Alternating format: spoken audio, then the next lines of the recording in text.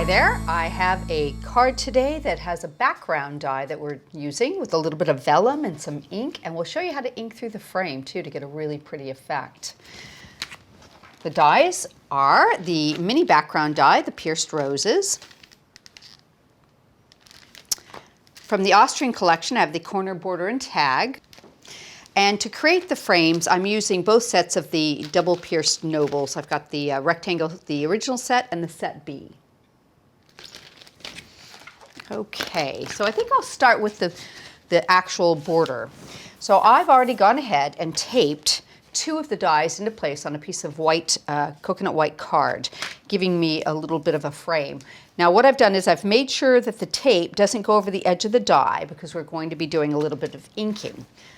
I find it's easier to do my embossing first, so that's what we'll do. Pop that into place, cover it with our tan embossing mat and our pink embossing plate. Give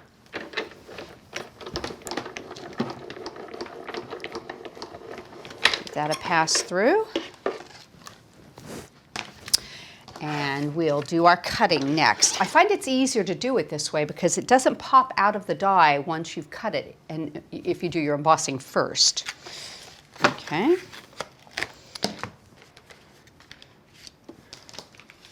Let's move these. There we go.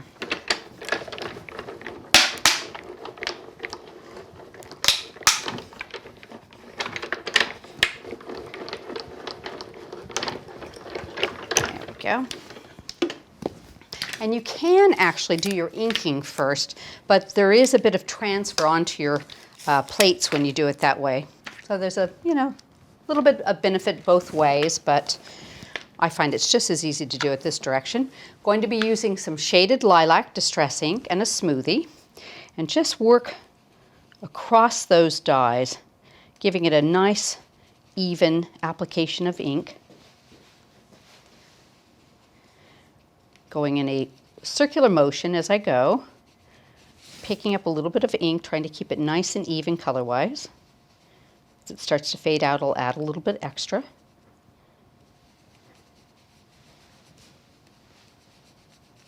But you get a beautiful, smooth application with these smoothies. You won't get any hard edges with them at all. And I'm also holding the die in place too, so that helps. And a little bit more here. There. Okay. That should do the trick. We'll remove that and we'll show you the result. And I've got ink on this tape, so I probably don't want to reuse this. I'll pop that over to the side.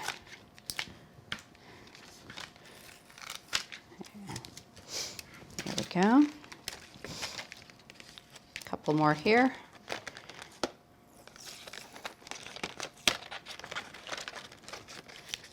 Yep, one last guy behind. Okay, there we go. So you can see you have a beautiful edge on your frame there that's created by leaving the dies in place. I think that's really, really pretty. Now I've done one ahead of time, so we'll go ahead and use that. And I've also, I've gone ahead and cut the pierced rose background for us. It's really, really pretty like that. Going to also do a little bit of inking to the top of this, going back to the shaded lilac, and just going to try and keep it on the flowers as much as I possibly can. There we go, a little bit of ink around the center, and I'm just using a piece of copy paper to kind of help it. A little bit, try to keep it right off the edge of that frame. And a little bit there. Get these smaller roses. And you don't have to go right up to the edge of the rose. Just having a little bit of color on it is all we're looking for. This one's a little bit touchier to do because it's right on the edge. So I'll try and do that side and then put a little bit on that side. There we go. And this guy in the corner here. Pop that right into place. See if we can get a little ink on it. There. Okay, that'll work. Let me show you that. I think it's really nice and pretty. So I've got just the tiniest bit of the shaded lilac coming through on the roses. So next thing we're going to do is add some glue to the back, and we're going to put a piece of vellum on there. So I'm just going to use a bit of Cosmic Shimmer Dry's Clear Glue around the edge. A tiny bit right in the middle of the roses so it'll hold it nice and secure. There we go. Pop that into place. And now from the back of this, what we're going to do is bring in some distress markers. And I've got Forest Moss and Crushed Olive. And we are going to color in those leaves. Just give it a nice little highlight. Now I like to go around and just outline them with the darker color and find all the leaves here. And that looks good. There's one there. Try to keep my hand out of them. There. That's a leaf.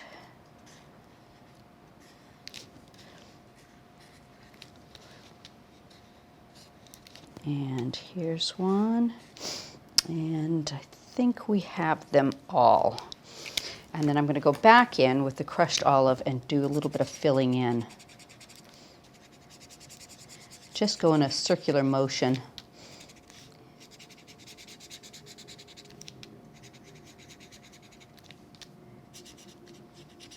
There.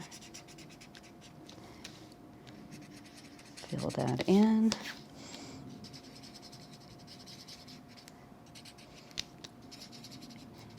And that one. And if you want, you can go back in a little bit and add in just a highlight with the green, just to sort of tone it all in. There we go. There's one right there. Okay, so now when you turn it over, you have really pretty green leaves coming through with the lavender flowers. It gives it a lovely effect. So I'm going to bring over the frames we've cut. Now this one has been cut to be just a tiny bit smaller than this one, so it'll show from the inside. So I've got some mounting foam on the one I've inked. I'm going to raise that up over this one, so let's just try and get it centered. That looks, stay. There we go. So I've created kind of a double frame. We're going to put this over the top. A bit of mounting foam will secure that in place.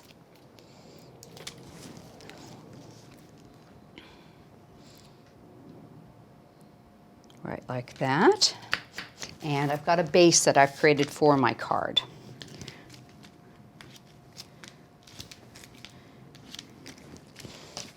That into place right in the center of my piercing. That looks good. Now what I want to do is add in a sentiment. So I've already cut one of the little tags from the Australian collection. I'm going to pop that into place right in the bottom of my card on top of the frame. And I've done a little teeny sentiment, and this is the center that you can use. And I'm going to go back to my smoothie and just edge this ever so slightly with this shaded lavender.